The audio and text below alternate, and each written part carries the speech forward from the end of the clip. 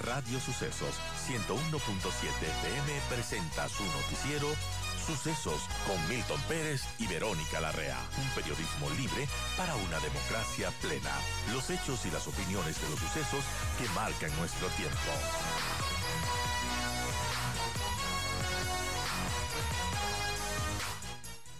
Ministro de Inclusión Económica y Social, y les va a hablar justamente, bueno, de la gestión que ha tenido en el periodo anterior, lo que se proyecta para este periodo de 4 años, bueno, qué expectativas tenemos de que se puedan cumplir las cosas.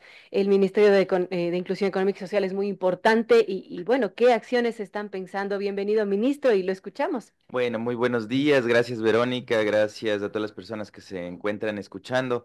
El día de ayer el presidente Daniel Noboa ha tomado la decisión de ratificar algunos ministros, designar otros. Creo que estamos completos como gabinete y como equipo para trabajar en la construcción de este nuevo Ecuador. No nos hemos detenido, hemos avanzado en algunos temas importantes que se han planificado desde el primer día de gestión.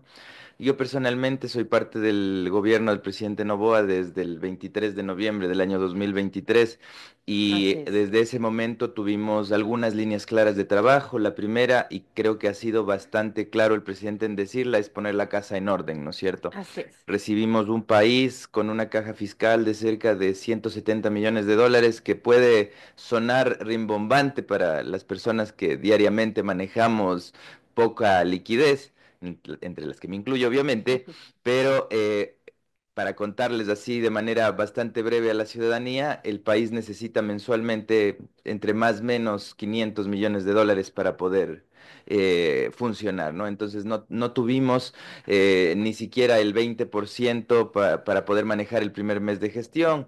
Todo esto vino cambiando durante el año 2024. No decimos que las cosas están completamente resueltas. Aterrizando un poco al Ministerio de Inclusión Económica y Social, nosotros recibimos una deuda de arrastre entre el año 2023 y Ujú. 2024 de 60 millones de dólares de pago a proveedores. En el año 2025 hemos tenido deuda de arrastre, la tenemos, hemos estado negociando también con los proveedores de servicios, pero la deuda se redujo sustancialmente de 60 a 8 millones. Entonces, creo que la gestión financiera, la gestión administrativa interna, esa gestión que no se ve, Así fue es. la principal. ¿Sí? Que hemos venido asumiendo.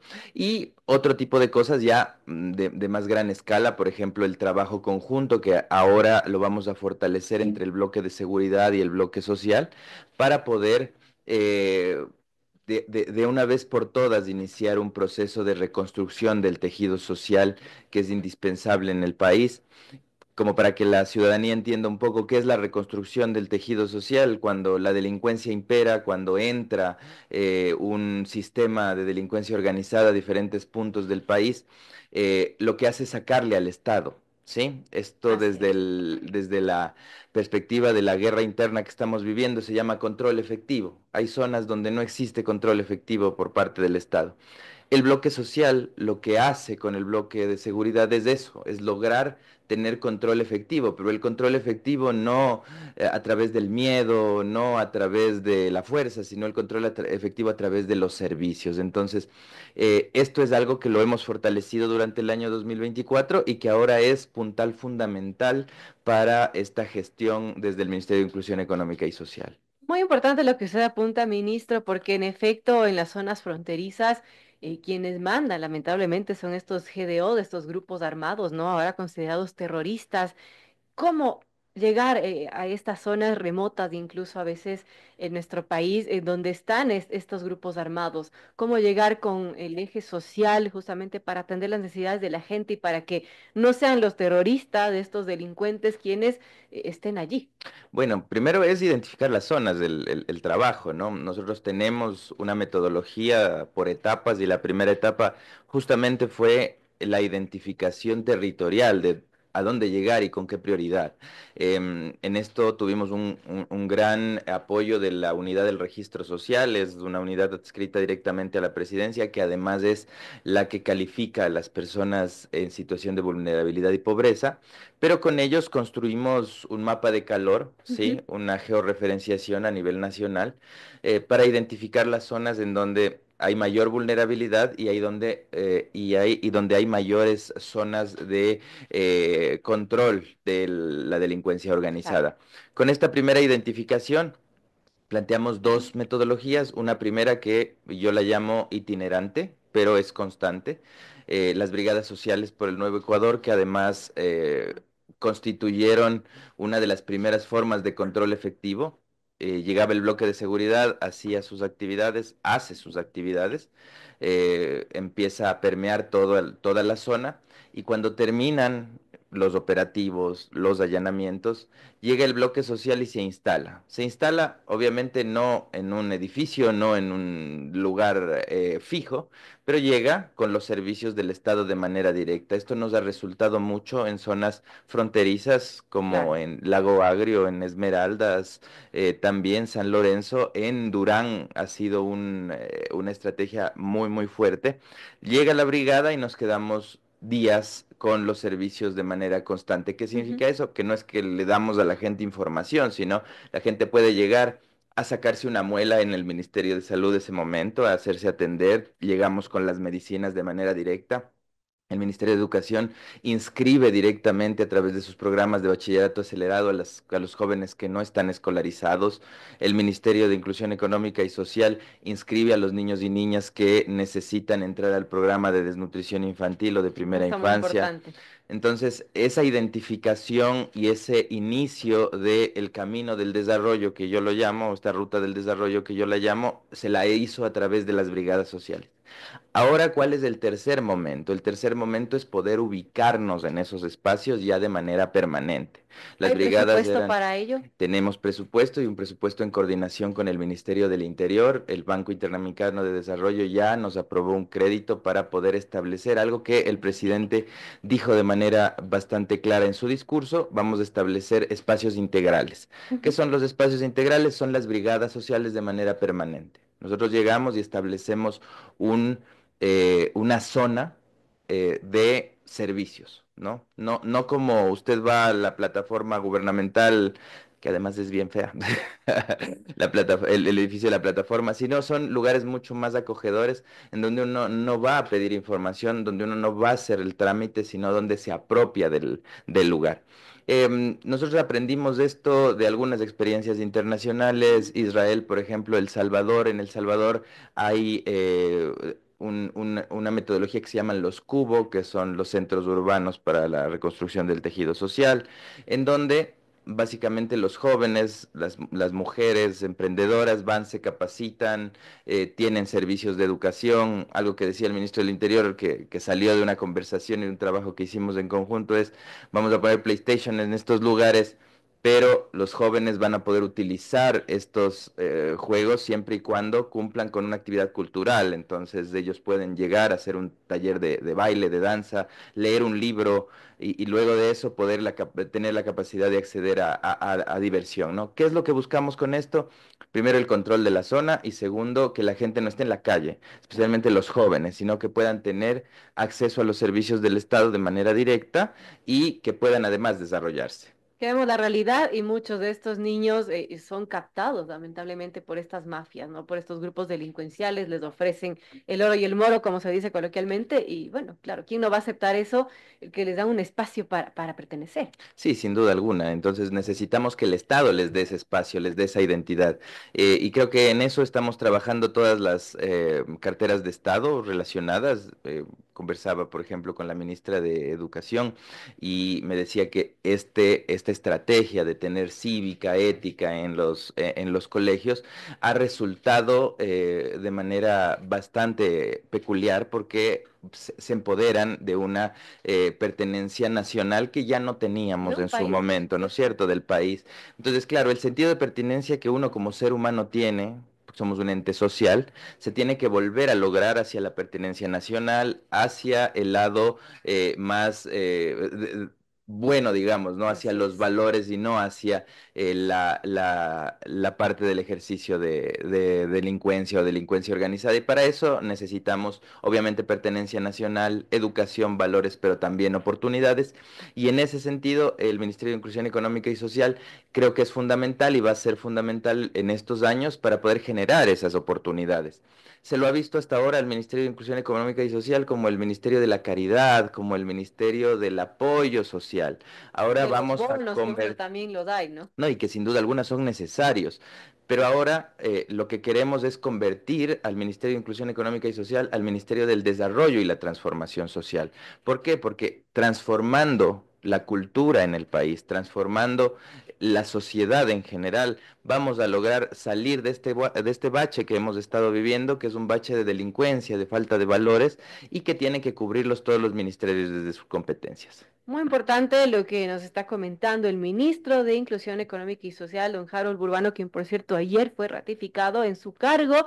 Y bueno, obviamente reconstruir ese tejido social roto no es algo que se hace ni mañana, ni pasado, ni en algunos años, sino que toma mucho tiempo, ¿no? Sí, sin duda alguna. Tenemos metas al corto, mediano y largo plazo, ¿no? Las metas al corto, cortísimo plazo son establecer estos espacios, ¿no? Establecer lugares donde la gente se sienta segura y acompañada. ¿Con qué? Con servicios de, no solamente servicios sociales, sino también servicios de desarrollo económico. Estamos teniendo una relación bastante estrecha también con las universidades del país para poder establecer mecanismos de acompañamiento en capacitaciones, Ujú. fortalecimiento de capacidades, para que las personas posteriormente puedan acceder a empleabilidad o a un emprendimiento. Tenemos varias estrategias con la banca pública y la banca privada para poder darles oportunidades a las personas de tener ingresos, porque cuando Claro. una familia no tiene un ingreso por lo menos permanente, busca otro tipo de salidas, ¿no? Entonces, en esto piloteamos durante el año 2024 y el primer trimestre del 2025 algunos programas. Jóvenes en Acción, Ecuatorianos en Acción, que son transferencias monetarias muy parecidas a los bonos que tenemos, pero Ujú. condicionadas y temporales. Creo que vamos a ir hacia esa línea, a fortalecer estas transferencias que no van directamente a la gente más pobre, sino van a aquel segmento de la sociedad que lo que necesita es un impulso, un pequeño impulso del Estado para poder volver a estar en condiciones económicas adecuadas. Ministro, Y cuéntenos actualmente cuántos bonos se están entregando, qué tipos de bono y también de estas transferencias, que me parece muy interesante el nombre, porque claro, no es una dádiva, sino que es algo que, bueno, le va a impulsar a salir adelante. sin duda alguna. A ver, el MIES a la actualidad paga cerca de 10 transferencias monetarias. Resumiendo un poco, el más común o el bono más común es el llamado bono de desarrollo humano que nació en el año 1998, el famoso bono de la pobreza, ¿sí? Pero de ahí fueron saliendo otras transferencias, otros bonos, otras pensiones, tanto para adultos mayores, para Ujú. personas con discapacidad, para mujeres embarazadas. Entonces es una gama de bonos con diferentes montos, con diferentes condiciones. Y ahí contarte un poco también que la línea que tiene este gobierno en los próximos años desde el punto de vista social es optimizar el pago de bonos. Hasta la actualidad gastamos cerca de 1.300 millones de dólares al año en el pago de bonos y pensiones. Ujú. Estos mismos 1.300 millones de dólares podrían servir para llegar a más personas, para mejorar también Claro. la calidad de vida de mucha gente. Entonces, una de nuestras estrategias también es optimizar el pago de estos bonos y pensiones sin excluir a nadie, sin sacar a nadie de la transferencia monetaria, es más mejorándoles obviamente este pago, porque hay familias, por ejemplo, en donde son pobres, que podrían recibir el bono de desarrollo humano, pero además existe una persona adulta mayor, existe una persona con discapacidad, entonces podría complementarse ese pago y de Claro. alguna forma tener mejores ingresos y mejores posibilidades de salir. Eso por el lado de los bonos comunes, Ujú. que los vamos a seguir pagando, vamos a entrar en un proceso de optimización, pero paralelamente a eso vamos a fortalecer esto otro que te contaba, que son estos mecanismos de transferencia monetaria condicionada y temporal. Lo piloteamos con Jóvenes en Acción y Ecuatorianos en Acción. Nosotros le damos una dádiva, como tú dices, una transferencia monetaria al ecuatoriano, pero siempre y cuando cumpla con un principio básico que es la corresponsabilidad. Nosotros utilizamos a todas estas personas, y utilizo la palabra utilizar, valga la redundancia, porque fue muy importante para el país el trabajo de estas personas en las emergencias naturales. Estuvieron ayudándonos en Esmeraldas, en el terremoto, en el derrame de Como voluntarios. petróleo, como voluntarios, recibiendo un pago mensual que además les sirvió para poder tener un tiempo de estabilidad o para poder emprender en alguna otra Ujú. cosa. Tenemos muchas experiencias de las 200.000 personas que se beneficiaron, la gran mayoría han tenido ya posteriormente acceso o a empleabilidad formal o a algún emprendimiento. Y otro programa que también nos interesa mucho volverlo a posicionar es el incentivo Emprende. En cambio iba relacionado, iba destinado a aquellas personas que tienen negocios pequeños, la tienda de la esquina, Ujú. los negocios informales, que sí facturan, pero a través de un régimen Del especial. Antes se RIMPE. llamaba RICE, ahora se llama RIMPE, pero eso nos da a nosotros la posibilidad de identificar cuál es el negocio pequeño. Trabajamos fuertemente con el SRI, con el Instituto de Economía Popular y Solidaria también, con el Ministerio de la Producción, para identificar a las personas que en realidad lo necesitan. Y lo que hicimos fue dar yo lo llamo así, el presidente le dice, le dice capital semilla. En realidad esto para mí es un crédito condicionado, ¿sí? Yo te doy un Se monto, me suena más bonito. sí, pero técnicamente es yo te doy un monto, pero te lo gastas, no te cobro siempre y cuando tú te lo gastes Mm, en tu negocio, ¿sí? ¿Por qué? Porque tiene que haber esa condición, sin claro. duda alguna. Sí, el Estado no da el No, dinero si va y te porque compras un sí. carro con eso, pues te va a ir. Exactamente. Entonces, esta metodología de créditos condicionados, ¿sí? Para los emprendedores pequeños, especialmente a nivel mundial, ha sido una de las formas más sostenibles en el tiempo para lograr salir de la pobreza. ¿Por qué? Porque hay personas, y creo que nos están escuchando la mayoría, que en su momento no tuvieron una buena racha económica y dejaron de pagar un crédito, le dejaron de pagar al banco la tarjeta de Así. crédito, que no son sumamente pobres para recibir un bono del Estado, pero tampoco tienen la capacidad de acceder a financiamiento en el sistema o público o privado financiero, ¿no es cierto? Entonces, porque están en la central de riesgos, etcétera. Entonces, el Estado necesita tener una metodología o un mecanismo para que estas personas vuelvan a enrumbarse, vuelvan a subirse al tren del desarrollo, vuelvan a subirse al tren de la inclusión económica, y para eso están estos programas. Por eso me gusta mucho este programa, lo hemos conversado también en gabinete con la ministra de Finanzas, estamos reestructurando el presupuesto para que sea uno de los primeros programas que volvamos a sacar. ¿Por qué? Porque la gente en este país es emprendedora. O sea, si tú le das un capital semilla, como lo dice el presidente, hacemos maravillas, aquí cocinamos, aquí Así somos es. artesanos, sí, y en ese sentido, el momento en el que le das la posibilidad de emprender, ya vienen otras estrategias detrás. Por ejemplo, el Ministerio de Turismo tiene capacidad de acogerles en sus ferias, el Ministerio de la Producción también, que ya lo ha hecho, tiene capacidad de mostrar estos productos, pero siempre y cuando el Estado les dé ese empujón, y en eso estamos trabajando. Muy importante. Estamos conversando con el ministro de Inclusión Económica y Social, con Harold Burbano. Bueno, a su criterio, ministro, ¿cuáles son los principales retos de este primer año y de los siguientes 3 años que se vienen con este gobierno de Daniel Noboa?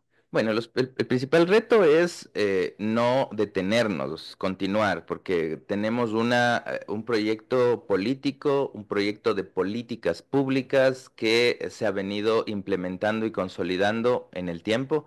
Y creo que el primer reto, sin duda alguna, no solamente del MIE, sino del gobierno, es no bajar el ritmo.